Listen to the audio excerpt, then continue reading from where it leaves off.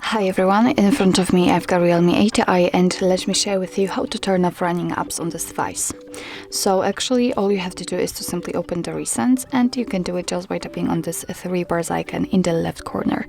If you've got the gesture set, and then all you have to do is to simply swipe your finger up gently and hold it somewhere here. So let me enter the recents, and as you can see here we've got the list of previously opened apps. Of course you can close only one of it, just find it and swipe it up just like that. But if you'd like to close all of them, just tap on close all. And as you can see we just got back to the home page, so let's enter the recents again, and here we've got no recent items and no recent tasks, so it means that we just successfully closed background apps.